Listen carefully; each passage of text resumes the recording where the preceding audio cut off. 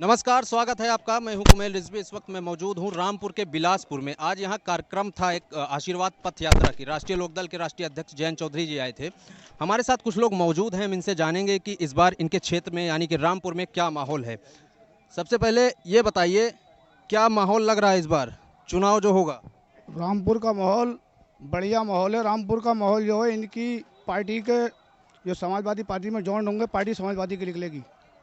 समाजवादी और राष्ट्रीय लोकदल की सरकार बनाएंगे आप क्या कहना चाहते हाँ, यही कह रहा हूँ मैं भी। हाँ, बनाएंगे समाजवादी और ये सब मिलकर लोकदल। इस सरकार से हम लोग औग गए, किसान परेशान है और हम लोग ज़्यादा ही परेशान है। इसलिए मिलकर ये चाहते हैं ये सरकार बनना चाहिए, समाजवादी का आना चाहिए। हैं? इस सरकार से मतलब पूरी तरह से परेशान है। आप दादा क्या कह रहे हैं? जी, फिर बस यही जैसे तुम कह रहे हो वही काम सही है। अरे हम तो कुछ कह ही नहीं रहे। हम मेरा समर्थन सबके साथ है। मैं भी ये कहना चाहता हूँ, इस सरकार से, इस बीजेपी से परेशान है। भीख के क्या प्याला, परेशानी क्या है आपको इसमें? भीख के प्याला हाथ मांग लिया, मांगने तैयार हो, कोई भीख नहीं देने जा रहा। भीख कहाँ से दोगे तुम सबको? तुमको कुछ नहीं है तो आप पे कुछ नहीं है। मैंने आपको सवाल डाला तो आप कहाँ से दे देंगे मुझे? मेरी परेशानी कहाँ से हल कर दोगे? सरकार हम बहुत कुछ दे रहे हैं, किसान हमसे खुश हैं। दे रहे हैं, वो इनके पेट नहीं भर रहे, हमें कहाँ से दे रहे हैं? सब कुछ इन्होंने बेच डाला।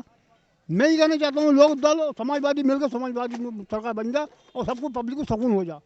काफी संख्या में लोग आए थे। क्या परेशानी है इस क्षेत्र की, खासकर रामपुर की? और सबसे पहले ये आप बताएं कि आपका नाम और आप कहां से आए हैं? मैं सतनाम सिंह, जिला रामपुर, ग्राम माटकड़ा, तहसील बिलासपुर से। आप यहीं के रहने वाले हैं? हाँ, मैं यहीं बिलासपुर का रहने वाला हूँ। क्या समस्याएं हैं जनता की? इस बार जनता क्या मूड बनाई है?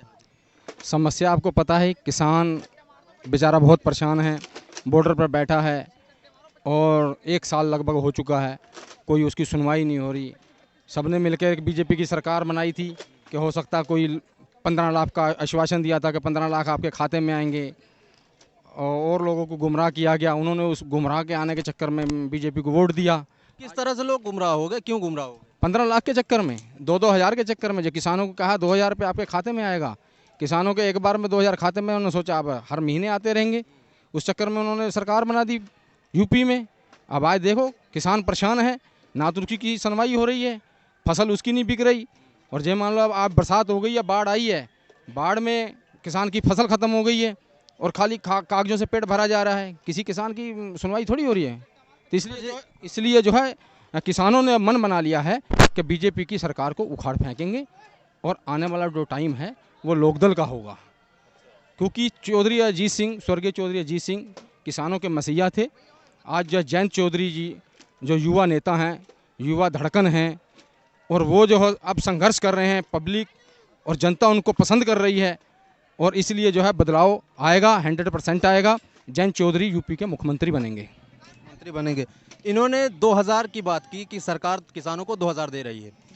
जयंत चौधरी जी ने अभी ऐलान किया कि उनकी सरकार बनती है तो 6000 की जगह 12000 देंगे, और जो सीमांत के किसान हैं उनको 15000 देंगे। उनका कैसा कदम मानते हैं?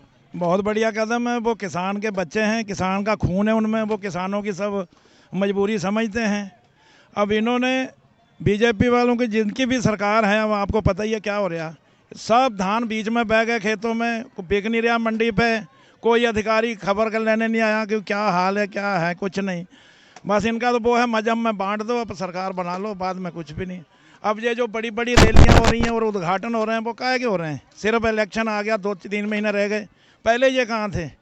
इनका काम ही ये है जब इलेक्शन आ जाए बस बड़ी बड़ी घोषणा कर दो। पूरा तो आज तक लोग कोई बीजेपी भी किसान सभाएं कर रही है।